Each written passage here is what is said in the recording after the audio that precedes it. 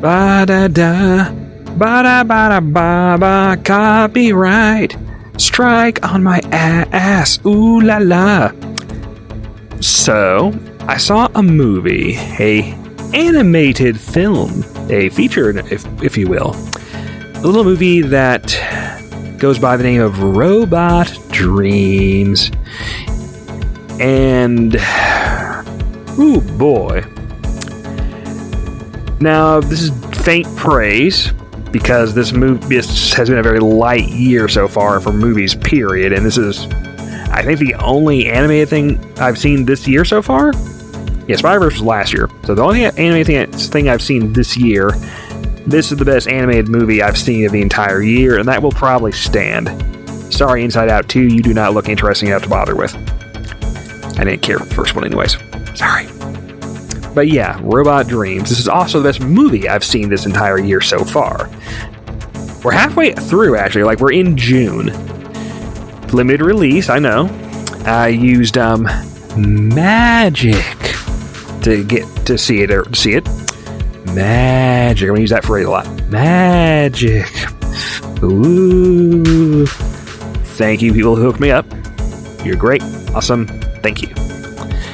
But yes, so a little early. It's probably going to be on the streaming things at some point before the end of the year. Don't know when. It's currently open in theaters in a couple of places like New York and LA and, you know, the tiny small release period of this kind of movie. So, what is Robot Dreams? Well, it's a cartoon. It's an animated feature about a robot and a dog who become friends, and life happens, and it's very good. It's kind of hard to talk about this movie's plot because, one, you don't want to spoil it.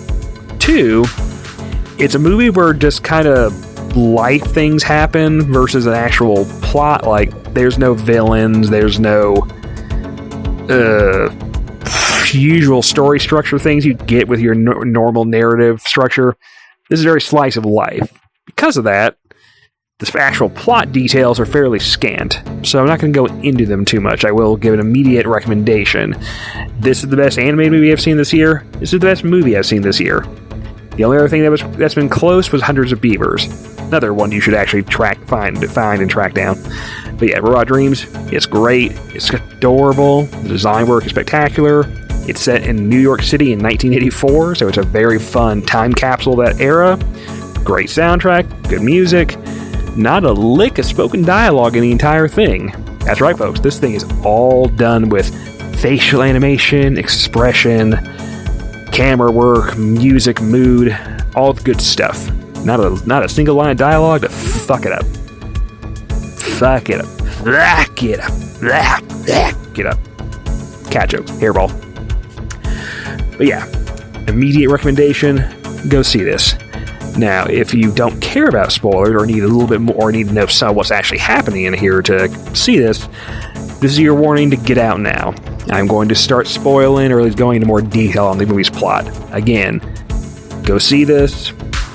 It's really good. It's really cute. It's sweet. It's bittersweet. It's a good-ass movie. Go. Go, go, go, go. Go. And for those of you who hung around to enjoy more of moi, let's talk about the actual meat and potatoes of this film. This movie is basically a cartoon dog and a cartoon robot going through a relationship and then the path not taken, as it were. Although its circumstances result in this and not so much choice. Life happens. Although in this case, life happens in that the robot gets stranded on a beach for most of a year, while the dog is unable to retrieve him, so he's forced to live life and try to expand his horizons, find friends and people and whatnot. When he does, to a degree, improves a little bit, although he does eventually buy another robot for himself. But to back up a bit, so this is a weird universe. This is very explicitly New York City, 1984. So you have all the trappings of the late 80s, early 90s happening around it with the music choices, visuals, and whatnot. It's a very New York set movie. There's landmarks that you're going to see a lot of, and you go, every time you see it, because reasons. Life happened, reality happened. Oh boy. Oh, it'd just be a pantsless cartoon animal man in New York City in 1984 forever. That'd be nice. And in this weird world, the technology is very strictly of the time. Like, you have big ass boom boxes and crappy TVs and brick cell phones and robots. Sentient, autonomous, humanoid robots that apparently are pretty damn advanced and appear to be very much alive, because they are sentient. They clearly understand pain and emotions, and hit the title, Dream. So there's a lot of weird world building going on in this movie. It's all on the periphery, basically. Well, sort of. There's a lot of dreams in here, which basically leads to a lot of fun visual, just numbers and vignettes. The weird snowman bit, the Wizard of Oz sequence. A lot of fun, weird stuff you really wouldn't expect going into this thing. This movie is pretty surprising in general. And it's very poignant, too. Again, this has no dialogue, but this thing actually gets emotions out of me, out of my cold, dead feline heart. Even though it's mostly starring dogs, which I'm not gonna hold that against it. Like, I'm dating a dog. Woof woof. So forth. Love you, Bill. Mwah. But yes. This is a movie about robot on not human relationship, but stand-in. And you can read a lot out of this thing. Like, our dog character appears to be male, and our robot is a robot, and it's fairly androgynous-ish. Like, at most, this thing is non-binary. So you have a male on non-binary relationship thing, which is cool. Like, the relationship is adorable and cute, and it's nothing that really gets intimate, because one, it's a cartoon, and two, it's a cartoon dog, and three, it's a robot. So I'm not expecting copulation or anything. Like, we get hand holding, and the hand holding is plenty. The connection is made. You give a shit. You invest in the situation, and poor robot gets kind of screwed by the dog's lack of reading a manual and taking preventive maintenance for how do you care for your robot.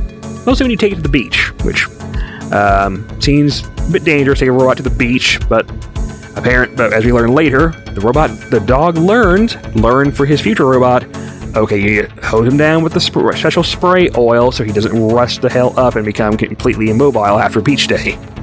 So, he learned. And, yeah. The movie is basically about how people change and move on with their lives, and even though you may have a connection and relationship at the beginning, that may not be how things turn out later, and that's okay. Roads not traveled are not having two separate roads in life for different people. The fact that roads can diverge, that is not a bad thing. That is part of life. That's just part of the journey. So the road not traveled, not necessarily a one of regret. It's one of what could have been, but it's not regret, in my opinion. And the movie's ending is very much of that ilk, because, again, spoilers, it's basically the robot decides that what they had was good, but both of them have moved on and they're in good spots, and he cannot bring himself to essentially not only spoil, but to interlude into the situation between the dog and his new robot, because they're happy. They seem to be doing pretty good. And our main robot has found a good thing. He got rescued from being dead by Mr. Raccoon Man, and his dirty underwear hanging on a line. I like this. The Raccoon Man's cute. I like him. Sidetracked. But yeah, they're both in good places now, and reconnecting, the robot feels that he should not do that. As far as the dog knows, the robot's dead. He's been dead for a good chunk of time, and he has moved on. And the robot did die, kinda. It's robot. That's tricky. And he did move on and has gained a new relationship, I don't want to say owner, I say partner. The relationships between the animal humanity and the robots in this movie are a little unclear, a little murky, because some people treat the robots as, or dog and the raccoon guy later, basically treat the robots as equals, partners, potential love interests. Then other people treat them as servants, toys, scrap metal to be destroyed by a wrestling match. Yeah, it's a little murky.